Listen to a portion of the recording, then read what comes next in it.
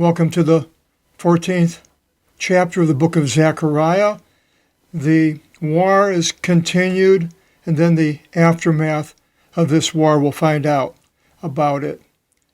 It begins, flesh shall melt, in verse 12. And this will be the downfall in which the Lord shall smite all the peoples, as many as marched against Jerusalem. A downfall is ptosis. A lot of times it's a military terminology, and not always, but most of the places. And a downfall is losing a war, a battle of some sort. You have a downfall. And the Lord is going to be the one that smites all the peoples, not the strength of Israel, I believe. Something is going to happen, but it could be through the strength of Israel that they have been given certain weapons. I'm not sure. I think this is, again, probably after the 1,000-year reign. I say that because all of these places in the Old Testament prophecies, I could see where a lot of the mainline religions don't touch it. When I was a young boy, I went to a Lutheran grade school and then a high school, university. Never heard any teaching of any prophets nor the book of Revelation. Very difficult to teach all this. It's like a giant jigsaw puzzle. How do you put a giant jigsaw puzzle that goes over many books of the Bible, from Isaiah all the way to Malachi and then the book of Revelation? Very difficult.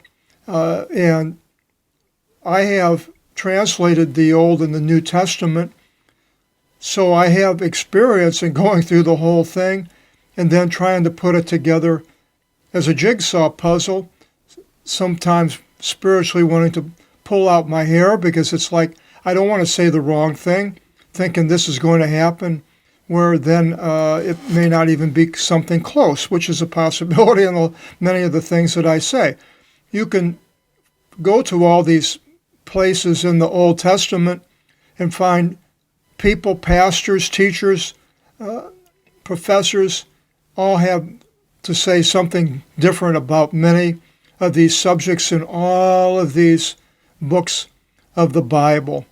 And there are just thousands of different opinions, and this is the opinion that I have by translating the Old and the New, and I have an advantage that nobody else that I've ever seen has translated the Greek Old Testament, which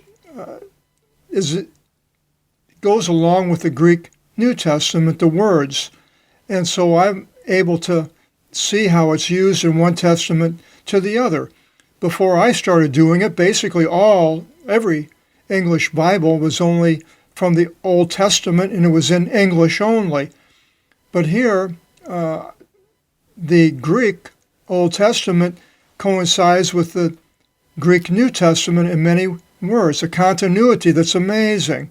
And so I have that advantage of being able to use that with the tool that I developed, the Lord developed in the Apostolic Bible Polyglot.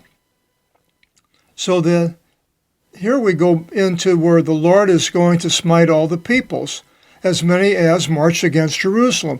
Well, many people have marched against Jerusalem, from Egypt all the way down to the Romans, and now it could be close to the time of the prophecy of Ezekiel 37, 38, and 39, which could very well fit into this period of time that we live in. But I don't think it's the same as Zechariah's time, and I'll show you why. One of the main reasons actually is in Ezekiel 39, the birds eat the flesh. God says for the birds to come and eat much flesh and drink much blood. Well, right here it continues, the peoples that marched against Jerusalem, their flesh shall melt away while standing upon their feet. And their feet shall, and their eyes shall flow from out of their openings, or the sockets, and their tongue shall melt in their mouth. Some type of a radiation that the flesh just is disintegrated. And And that didn't happen in Ezekiel 39. They had flesh, they being the birds, had flesh to eat. And as far as this flesh things melting away, it says in Micah 1:4, and the mountains shall be shaken from beneath him, the God, and the valleys shall melt away as beeswax from in front of fire. Prophecy before Zechariah. Nahum 1:6, it says, his rage melts away sovereignty. So there, God can make nature do this, melting everything away. In 2 Peter 3:12, it says, we're expecting and hastening the arrival of the day of God, by which the heavens, being set on fire, shall be loosed, and the elements, being destroyed by fire, melt away. So God has a history of melting things away. Here it's the flesh. In verse 13 it continues, and there will be in that day a great astonishment from the Lord upon them, and them is the nations, I think.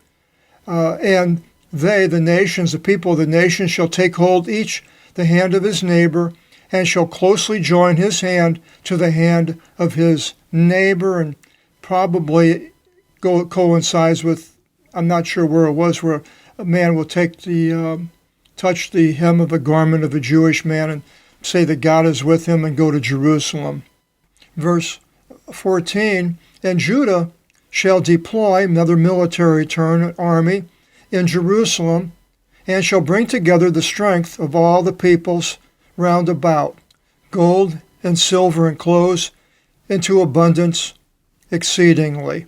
Now we see that Babylon in Revelation at the end has all these things are described, Babylon, which I believe is Jerusalem, has. So now the timeline, that's a good one. This before, New Jerusalem coming down around that time, I guess. And this will be the downfall of the horses and the mules and the camels and the donkeys, and of all the cattle being in those camps. They're going to have them all. Israel will, everything. And all this luxury goes into Jerusalem according to this downfall. So the downfall is also mentioned in Habakkuk 3:6. It says, at his feet the earth stood and shook. He looked and nations melted. I guess that would actually fit with the other one before with melted. And Ezekiel 31:16, from the sound of his, and that was Pharaoh's downfall, the nation shook when I brought him down into Hades with the one going down into the pit. So the downfall in the military and countries falling apart and so forth. And then 16, and it will be as many as should be left from out of all of the nations coming against Jerusalem, that they shall ascend by year to do obeisance to the King, to the Lord Almighty. And we see in Revelations 21:22, and I saw not a temple in her, for the Lord God Almighty is her temple, and the Lamb. And then, so this is later on, I think, after the 1,000 years. And then it continues, and they're to solemnize the holiday of the pitching of tents. That is the holiday of Feast of Tabernacles, it's also called, and Sukkot, where the Jews put up tents for 7 days, and they took branches, built a shelter, and put the branches across, and this is how they lived in the wilderness. And they built these things, and they stayed in there for the 7 days. Years ago, I had a friend who was an Israeli, born in Baghdad, and then with Saddam Hussein, they made him all leave, and he went to Israel, became a machinist, fantastic machinist, working right across from where I had a little business. I used to talk to him, and I was going to Calvary Chapel in Costa Mesa at the time.